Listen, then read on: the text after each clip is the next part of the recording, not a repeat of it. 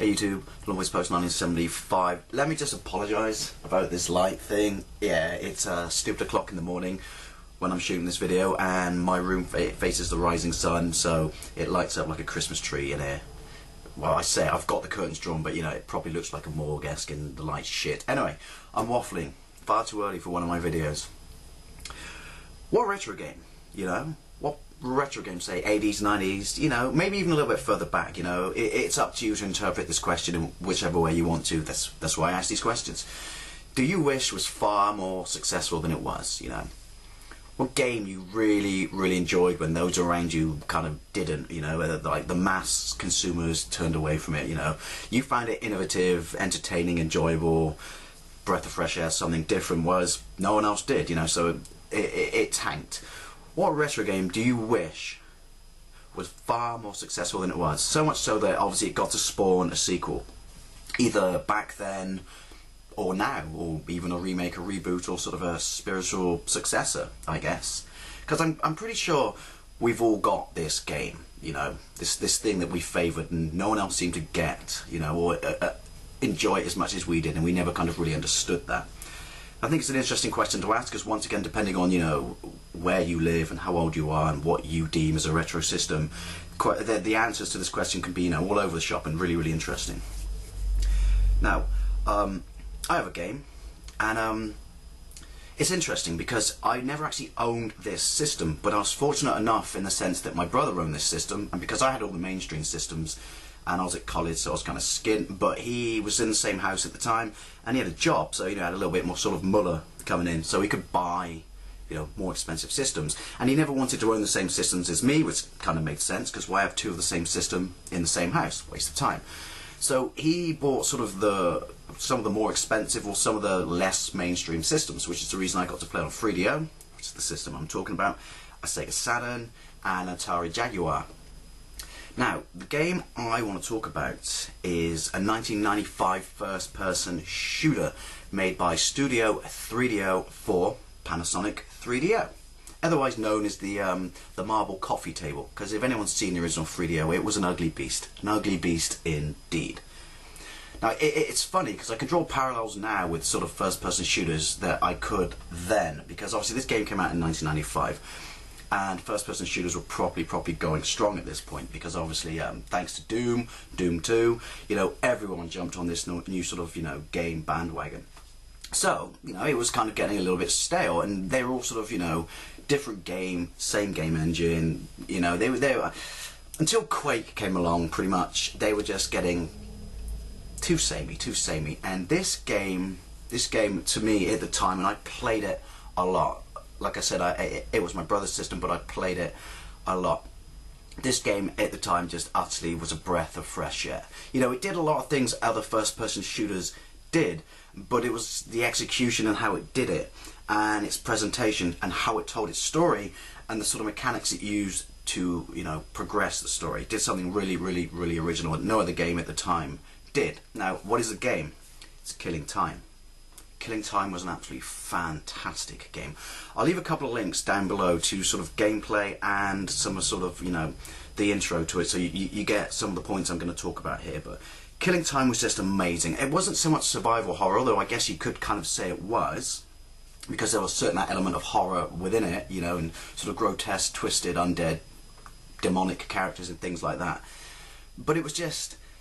I have such fond memories of this, I really do. If I came across a 3DO at what I considered a reasonable price, I would buy it purely and simply to play this game again. Played really well. Well, as well as it could, because the 3DO's pad was shit. Now, basically, it was a first-person shooter. I personally thought it was better looking than Doom, but I'm comparing it to how Doom looked on the Atari Jaguar, so, you know, I never really had a powerful PC back then. It was interesting because it was one of the first sort of first-person shooters to introduce slightly more than just, you know, moving around and shooting. You had to, you know, strategically use strafe in this game when you fought specific foes or characters, or you just get your ass handed to you. You had limited movement in the sense that you could look up and you could look down, because at the start of the game you had to stomp on zombie ducks. Yeah, seriously, I mean, win-win right there. You could dual-wield guns as well at the same time. You could dual-wield, you could throw petrol bombs. you had to duck and jump to progress through certain levels, and you had to learn patterns to do so, because this game was balls hard. I just remember this game being amazing, but the absolute best thing about this game, and why I loved it and would have loved the story to progress further than this, you know, into another game, was the actual sort of story itself. Set way back in like the 30s, 40s. I'm going to completely compress this story because otherwise I'll be talking all day long, and as much as I like to waffle, you probably get bored and turn off. So basically, you were like the ex-student of an Egyptologist who was travelling around North Africa looking for something called the Water Clock of Thoth, which is like an artifact from the Ramesses era that, rumour has it, you know, would give whoever owned it, you know, immortality. You could live forever.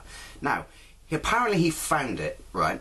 But then when the person who was funding his trip, like a socialite, like someone called, I think her name was Tess Conway, like proper partying socialite. Think Paris Hilton, but this person had a personality and wasn't trading our surname. She showed up this guy's like dig site or whatever, and then disappeared, and the artifact was gone.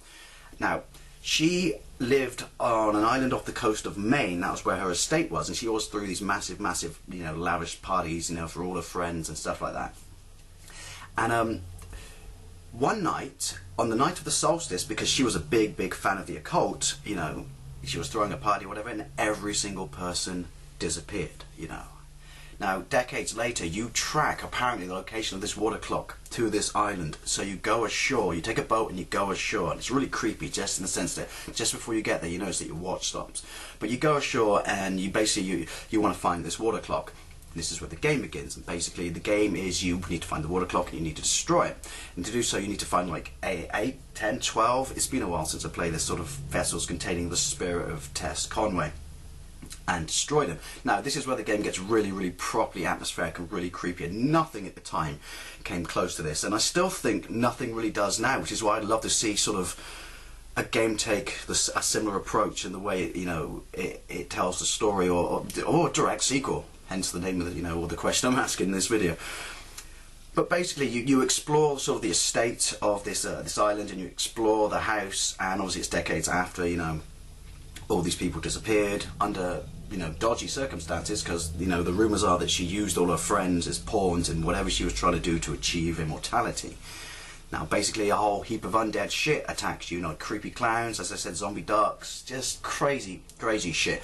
But the way the story progresses was really unique and refreshing at the time, because all games at the time had cutscenes. You know, it got to the point, you know, CD-ROM era, that cutscenes were fashionable and you just shoved them in everywhere. This game didn't really use cutscenes, it had an intro. But what this game did was, everyone on the island, when they disappeared, either became like a ghoul, a zombie, a demon, or a trapped ghost. So every now and then, and more often than not, in fact I should say, you would trigger certain points in the game when a ghost would appear, and they would, you know, sort of give to you a little part of the story and edge you in the right direction. You start to piece together all the sort of pieces in this puzzle to solve the mystery, find the water clock. And this was just amazing, because they appeared as ghosts in full FMV. You know, like you know, ghosts and Ghostbusters, you know, they were all like made up in effects and kind of transparent and green and glowing and shit like that. But they appeared in the game, not in cutscenes. They were physically in the game environment. You could walk up to them, you could back away, you could walk around them. Obviously it had the whole Doom 2D sort of thing going on, where they would just go like that. You'd always be facing them. But they were in the game, and I just thought that was amazing. It blew me away back then, and I don't think anyone's really sort of touched upon this since. You know, alright, you get cutscenes and maybe you see holograms in sci-fi games and space games, but this whole undead ghost thing was just absolutely fantastic. And the more you went through the house in the estate, the more different ghosts you would see from different various people who obviously got screwed over by her whenever this solstice thing happened. And yeah, I just found it absolutely amazing, genuinely compelling, ever so slightly creepy, and very atmospheric. So Killing Time, absolutely fantastic game. Obviously the fact that it was on the 3DO probably didn't help its, you know, chances of success. I absolutely loved Killing Time. I think it may have come out on Windows, I'm not 100% sure, but it was brilliant. Also, it was unique in the sense that none of the acting was shit or properly hammed up, because they hired proper professional actors, so all the acting was just delivered top notch, and, you know, very professional and proper classy, like amazing. Also, I think it was one of the few games that had a proper soundtrack written for it, and I don't just mean, you know, sort of orchestral and that sort of thing, but like songs written for it as well, like 4 songs I think. But yeah, Killing Time, I would love there to have been a sequel to this. I would love there to be a sequel now, or even a remake.